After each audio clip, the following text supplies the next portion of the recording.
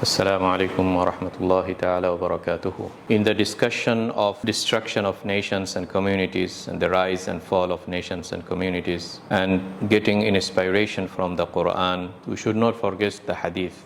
When I say Quran, implicitly, without me saying it, we bring the Hadith because you cannot separate between the Quran and Hadith. And unfortunately, there are a group of so-called Muslims, they say that we agree to take from the Quran but don't bring Sunnah, don't bring Hadith, the deniers of the Sunnah.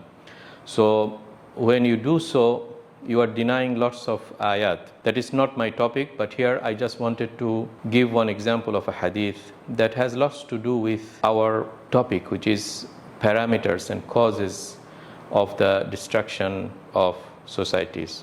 So without further ado, here is the hadith that is mentioned in Ibn Majah, and it is basically number 4019 of Ibn Majah. He has brought this hadith in Kitab al-Fitan, Babul Uqubat. Very interesting, right? Kitab al-Fitan, the trials, the book of trials, and in the chapter called Al-Uqubat, various punishments. So it's core to our topic. How can we miss so much valuable information? I remind you, the hadith that we mentioned today and other hadith, the Prophet ﷺ, he is the one who has formulated the language, but the meaning behind it, he has got it from Allah subhanahu wa ta'ala. So from that aspect, we cannot separate it from the Quran, because these are information came to the Prophet ﷺ from Allah, and the Prophet conveyed it to the Sahaba. What we need to look into is the authenticity of the hadith, from who is the chain of the narrators, and if there is weak, we'll find some other hadith can it support it, so that we can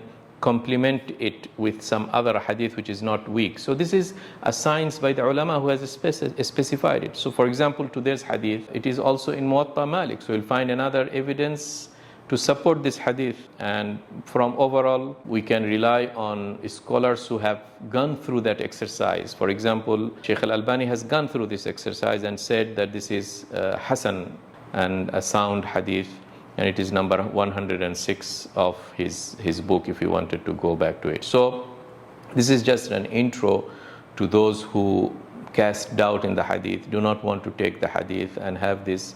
These are really very dangerous signs. So this hadith is narrated by Abdullah bin Umar, the son of Khalifa Umar ibn al-Khattab. He said that once the Prophet ﷺ came to us and said, Ya ma'ashar al-muhajirin, O the people of Muhajirin.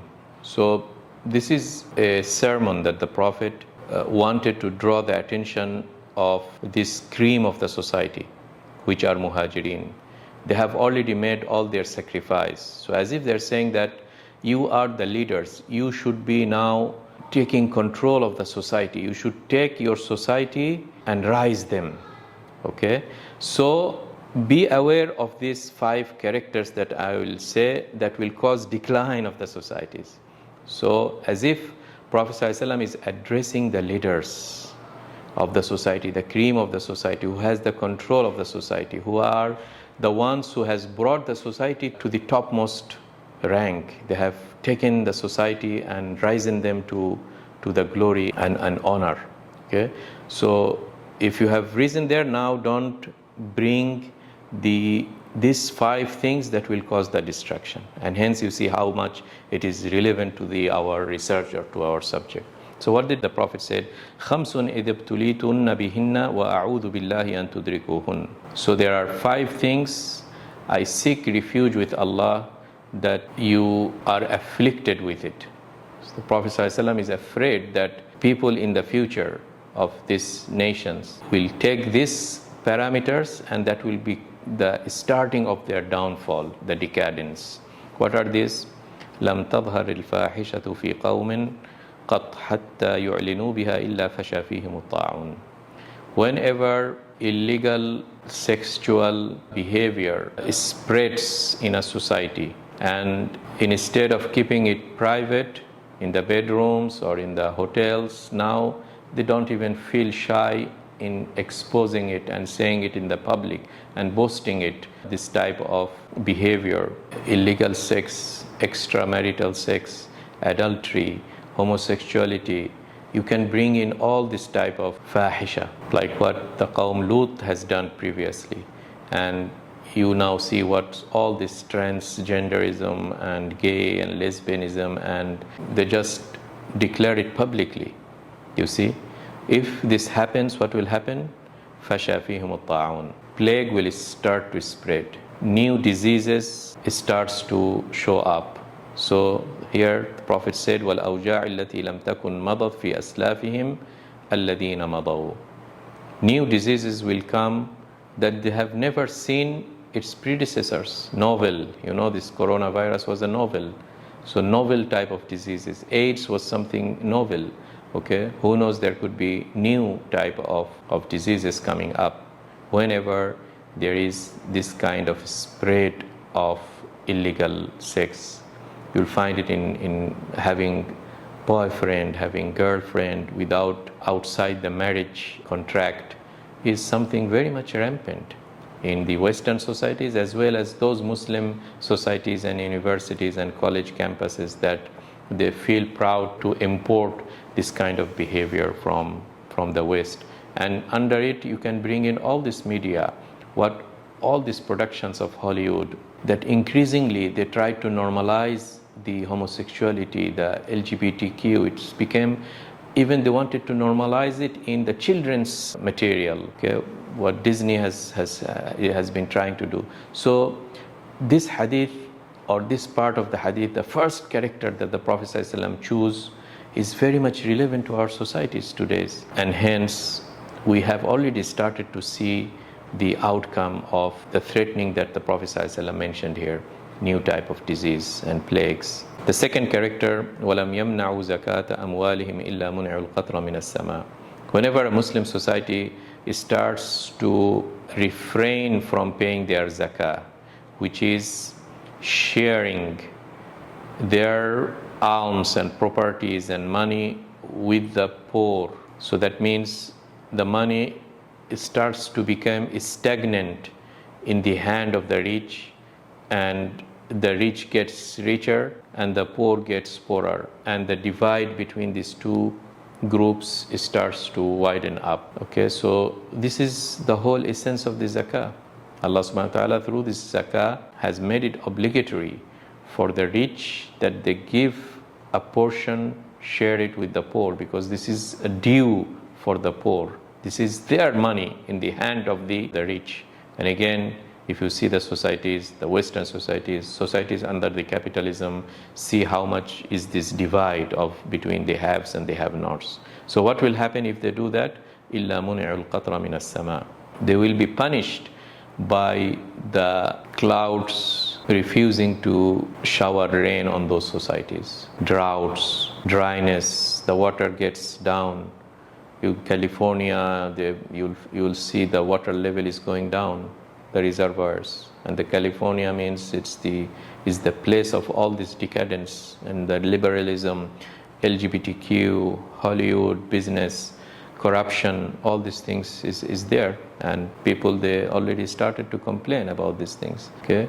And if there is no rain, we are talking about the agriculture, we are talking about the implication on the food crisis. The Ukraine war already created this kind of food crisis. Okay, so there will be food crisis whenever there is this inequality in the society.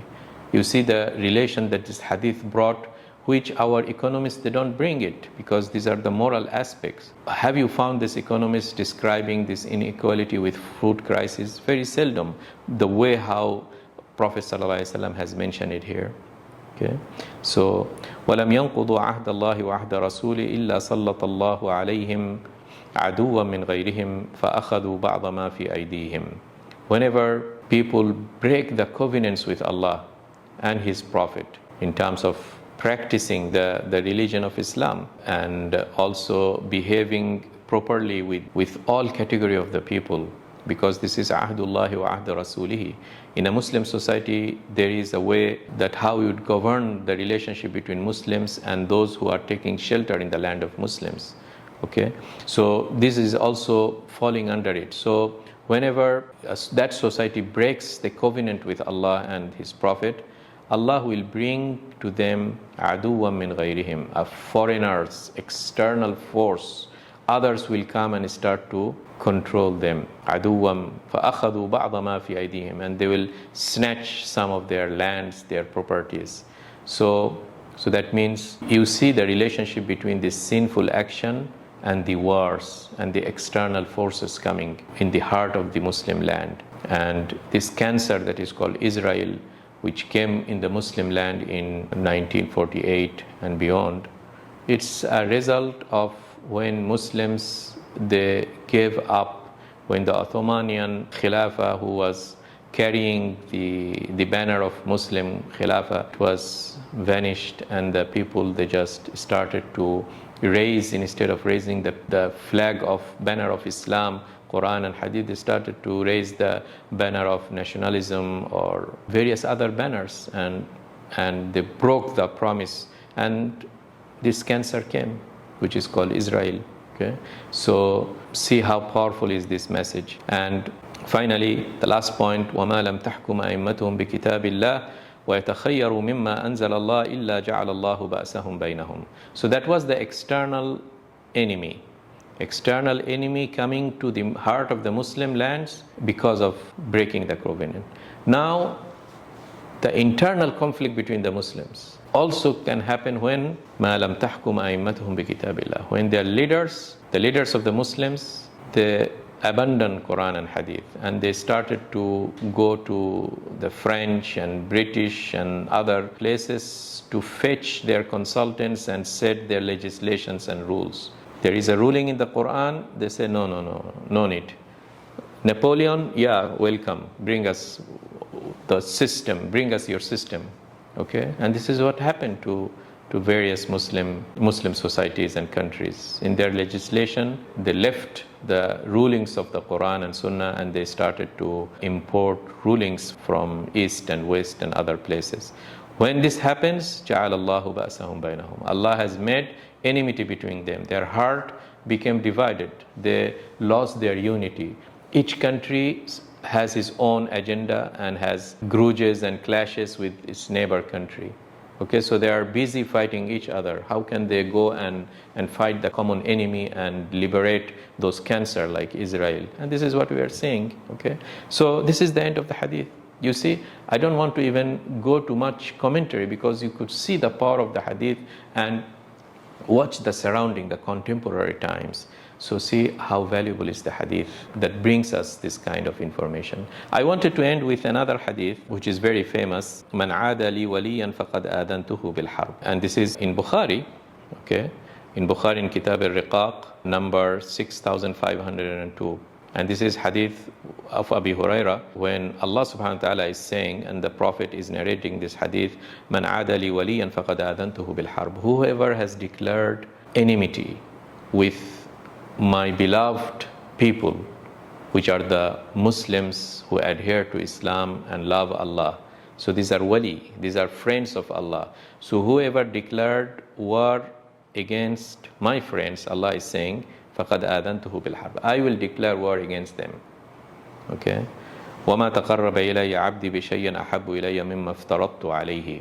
Then the hadith goes on to describe who is those wali of Allah, the friends of Allah, those who perform the obligatory things, the 5 prayers, the zakat, the hajj, fasting, okay? And then they go beyond that with nawafil. They started to, on each of those chapters of salah, after these 5 prayers, they spend the night and pray tahajjud, okay? So they became very close to Allah subhanahu wa ta'ala.